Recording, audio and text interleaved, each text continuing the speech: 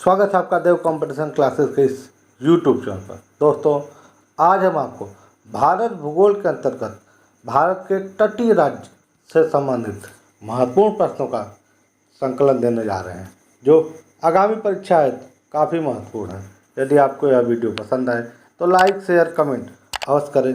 जो लोग हमारे चैनल पर नए हैं कृपया इस चैनल को सब्सक्राइब अवश्य कर लें, ताकि आने वाले वीडियो का नोटिफिकेशन आपको मिलता रहे। और इस वीडियो को अपने स्टडी ग्रुप, फेसबुक, व्हाट्सएप पर शेयर अवश्य करें तथा दोस्तों और रिश्तेदारों को इस चैनल को सब्सक्राइब करने के लिए अवश्य कहें। तो देर न करते हुए शुरू करते हैं आज का प्रश्नोत्तर। पहला प्रश्न है, सबसे प्रसिद्ध मेरीना बीच निम्नलिखित में से किस तटीय मैदान पर स्थित है? तो मेरीना बीच जो है कर्नाटक तटीय मैदान पर स्थित है। Option number C. अगला प्रश्न है, निम्नलिखित में से कौन सा द्वीप भारत और श्रीलंका के मध्य स्थित है? तो भारत और श्रीलंका के मध्य स्थित द्वीप है रामेश्वर द्वीप। ऑप्शन नंबर डी, रामेश्वरम द्वीप। अगला प्रश्न है, दक्कन पास किसके बीच स्थित है? तो दक्कन पास जो है दक्षिणी अंडमान और छोटा अंडमान के मध्य स्थित है। तो ऑप्शन नंबर सी। भारत का पूर्वी समुद्री तट किस नाम से जाना जाता है?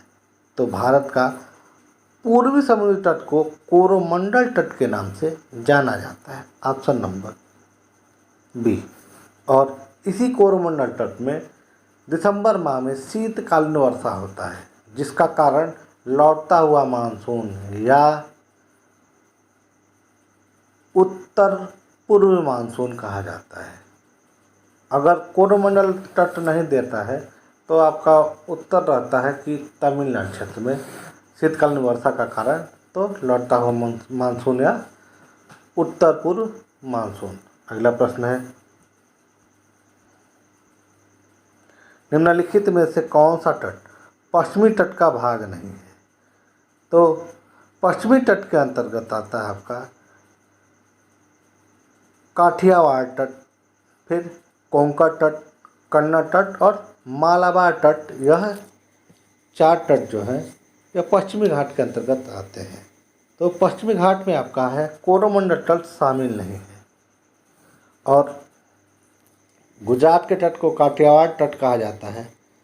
दमन से गोवा के तट को कोंकण तट कहा जाता है। गोवा से कर्नाटक के तट को कन्नड़ तट और कर्नाटक से तमिलनाडु यानी कन्याकुमारी तक के तट को मालाबार तट के नाम से जाना जाता है।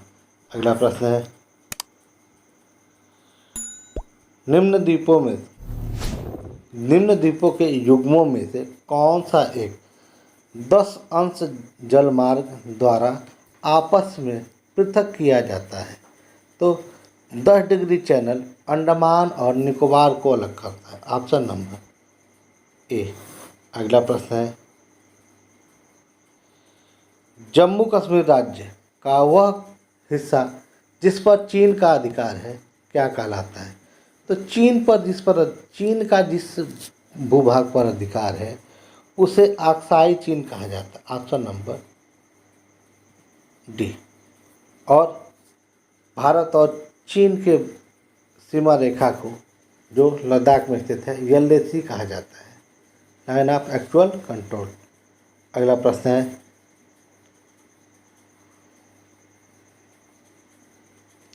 दक्षिणी गंगोत्री क्या है? तो अंटार्कटिका में स्थापित भारतीय वैज्ञानिक अनुसंधान संस्थान। ऑप्शन नंबर डी, दक्षिणी गंगोत्री कहलाता है। अगला प्रश्न है, लक्षद्वीप समूह स्थित है? तो लक्षद्वीप समूह जो है अरब सागर में स्थित है। ऑप्शन नंबर ए। और इसमें द्वीपों की संख्या 36 है। अगला प्रश्न है, भारत का कौन सा भू आकृति विभाग प्राचीनतम है? यहाँ पे थोड़ा सा वर्तन टूटे। भारत का कौन सा भू आकृति भाग सबसे प्राचीन है? यह पूछना चाहिए था, यह गलत है। यहाँ पे विभाग नहीं होता, भाग सबसे प्राचीन है। तो भारत का सबसे प्राचीनतम भूभाग प्रायद्वीपीय पठार है, ऑप्शन नंबर सी। अगला प्रश्न है, आदम का पुल निम्न में से किन दो देशों के मध्य है? तो आदम का पुल जो है भारत और श्रीलंका के मध्य है, ऑप्शन नंबर सी। अगला प्रश्न है, भारत का एकमात्र शीत मरुस्थल। तो भारत का एकमात्र शीत मरुस्थल सियाचिन है, जो लद्दाख में स्थित है, ऑप्शन नंबर ए। अगला प्रश्न है, लक्षद्वीप में या लक्षद्वीप समूह में द्वीपों की संख्या कितनी है? तो लक्षद्वीप समूह में द्वीपों की संख्या 36 है, लेकिन अंडमान निकोबार में अगर पूछे द्वीपों की संख्या कितनी है तो 572 है। और लक्षद्वीप आपका अरब सागर में है जो कि, और अंडमान निकोबार जो है यह बंगाल की खाड़ी में स्थित है। अगला प्रश्न है, स्वतंत्रता से पूर्व कौन सा भारतीय क्षेत्र काला पानी के नाम से आया जाता है? तो अंडमान निकोबार को काला पानी के नाम से जाना जाता था, ऑप्शन नंबर बी। अगला प्रश्न है,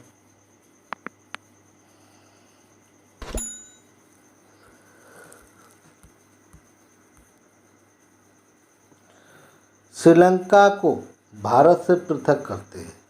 तो श्रीलंका को भारत से पृथक पाक जल संधि करती है, ऑप्शन नंबर सी। और मन्नार की खाड़ी जो श्रीलंका को भारत से अलग करती है। अगला प्रश्न है,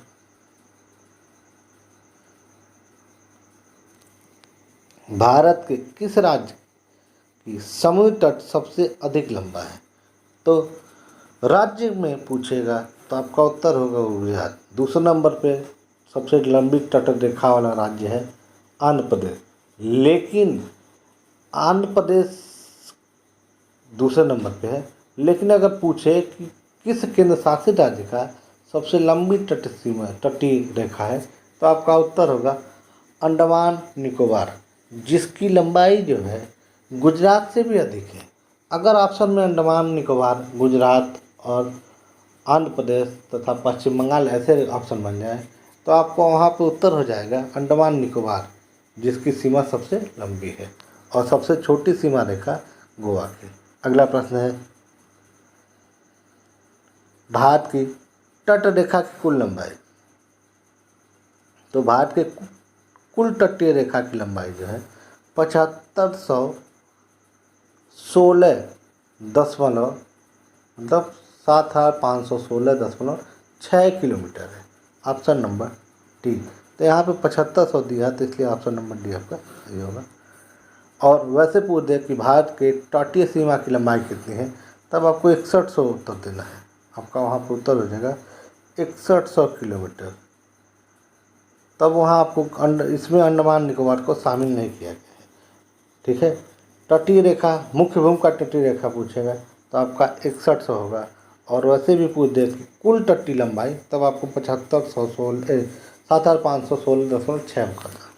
अगला प्रश्न है, भारत में कितने राज्य तटीय रेखा से लगे हैं? तो भारत के तटीय राज्यों की संख्या 9 है, जिसमें गुजरात, महाराष्ट्र, गोवा, कर्नाटक, केरल, तमिलनाडु, आंध्र प्रदेश, उड़ीसा और पश्चिम बंगाल राज्य शामिल हैं। अगला प्रश्न है, भारत का संलग्न क्षेत्र प्रादेशिक जल सीमा के आगे कितनी समुद्री मील की दूरी तक है?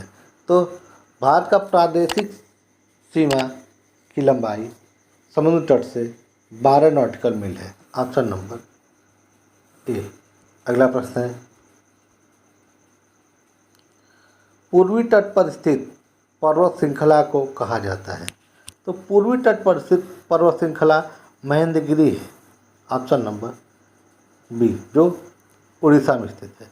अगला प्रश्न है, पश्चिमी तट पर स्थित पर्वत श्रृंखला को कहा जाता है? तो पश्चिमी तट पर स्थित पर्वत श्रृंखला को सह्याद्री कहा जाता है, ऑप्शन नंबर ए। अगला प्रश्न है, पूर्वी तटीय मैदान की नदियाँ किसका निर्माण करती हैं? तो पूर्वी तटीय नदियाँ जो होती हैं वह डेल्टा का निर्माण करते हैं। Option number A. अगला प्रश्न है, तमिलनाडु व आंध्र प्रदेश के तट का नाम है। तो तमिलनाडु और आंध्र प्रदेश के तट का नाम कोरोमंडल तट है। Option number A. अगला प्रश्न है, सर्वाधिक तटीय अपरदन होता है। तो सर्वाधिक तटीय अपरदन होता है समुद्र के द्वारा लहरें से। जो समुद्र द्वारा लहरें आती हैं और जाती हैं तो अपने साथ कटान करते हैं मिट्टी का। तो ऑप्शन नंबर ए। अगला प्रश्न है, निम्नलिखित में से किस तट से भारत की औसत समुद्र तल नापा जाता है? तो चेन्नई के तट से समुद्री तट का मापन होता है। Option number B. अगला प्रश्न है, भारत के पश्चिमी तट मैदान के उत्तरी भाग को किस नाम से जाना जाता है? तो भारत के पश्चिमी तट के उत्तरी मैदान को कोंकण तट के नाम से जाना जाता है। Option number C. पूर्वी तटीय मैदान का एक अन्य नाम। तो पूर्वी तटीय मैदान का अन्य नाम कोरोमंडल तट है। तो ऑप्शन नंबर सी, कोरोमंडल तटीय मैदान। Option number C. अगला प्रश्न है, भारत में निम्न में से किस राज्य की तटीय मैदान क्षेत्र को उत्कल मैदान के नाम से जाना जाता है? तो उड़ीसा के मैदान को उत्कल तट के नाम से जाना जाता है। Option number B. अगला प्रश्न है, पश्चिमी तटीय मैदान की नदियाँ किसका निर्माण करती हैं? तो पश्चिमी तटीय मैदान की नदियाँ ज्वार नद मुख यानी एस्चुरी का निर्माण करती हैं। Option number B. तथा इसके अंतर्गत नदियों में नर्मदा, ताप्ती, माही और मांडवी इत्यादि नदियाँ हैं जो पश्चिमी तट की तरफ बहती हैं और अरब सागर में गिरती हैं। अगला प्रश्न है, कोरोमंडल समुद्री तट किस राज्य में स्थित है? तो कोरोमंडल समुद्री तट आपका तमिलनाडु में स्थित है। Option number C. अगला प्रश्न है, मन्नार की खाड़ी किसके तट के साथ अवस्थित है? तो मन्नार की खाड़ी तमिलनाडु के साथ अवस्थित है। Option number A. अगला प्रश्न है, कोंकण तट कहाँ से कहाँ तक विस्तृत है? तो कोंकण तट का विस्तार जो है दमन से गोवा तक है। ऑप्शन नंबर यानी गोवा से दमन। Option number C. अगला प्रश्न है, भारत का पूर्वी समुद्री तट किस नाम से जाना जाता है? तो भारत का पूर्वी समुद्री तट कोरोमंडल तट के नाम से जाना जाता है। Option number B. अगला प्रश्न है, निम्नलिखित में से कौन सा तट पश्चिमी तट का भाग नहीं है? तो पश्चिमी तट के अंतर्गत काठियावाड़ तट, कोंकण तट, मालाबार तट आते हैं, लेकिन कोरोमंडल तट जो है यह पूर्वी घाट का भाग है। ऑप्शन नंबर डी, यह पश्चिमी का भाग नहीं। अगला प्रश्न है, निम्न में से किसे केप कमोरीन के नाम से जाना जाता है? तो कन्याकुमारी को केप कमोरीन के नाम से भी जाना जाता है जो तमिलनाडु में स्थित है। Option number C. अगला प्रश्न है, भारत के निम्नलिखित तटों में से कृष्णा डेल्टा एवं केप कमोरीन के मध्य स्थित है? तो कृष्णा डेल्टा और केप कमोरीन के मध्य कोरोमंडल तट स्थित है। Option number A. अगला प्रश्न है, निम्नलिखित में से किस भारतीय राज्य की समुद्री तटीय सीमा सबसे छोटी है? तो सबसे छोटे समुद्री तटीय राज्य गोवा है। ऑप्शन नंबर ए और सबसे बड़ा गुजरात है। केंद्र शासित राज्यों में सबसे बड़ा अंडमान निकोबार है। ओवरऑल देखा जाए तो सबसे बड़ा अंडमान निकोबार है, जिसकी तटीय सीमा गुजरात से भी बड़ी है। यदि आपको यह वीडियो पसंद आए तो लाइक शेयर कमेंट अवश्य करें। जो लोग हमारे चैनल पर नए हैं कृपया इस चैनल को सब्सक्राइब अवश्य कर लें, ताकि आने वाले वीडियो का नोटिफिकेशन आपको मिलता रहे। और इस वीडियो को अपने स्टडी ग्रुप फेसबुक व्हाट्सएप पर शेयर अवश्य करें, तथा दोस्तों और रिश्तेदारों को इस चैनल को सब्सक्राइब करने के लिए अवश्य कहें। यह चैनल अभी नया है, आप लोगों के सपोर्ट की ज़रूरत है। वीडियो पूरा देखने के लिए धन्यवाद।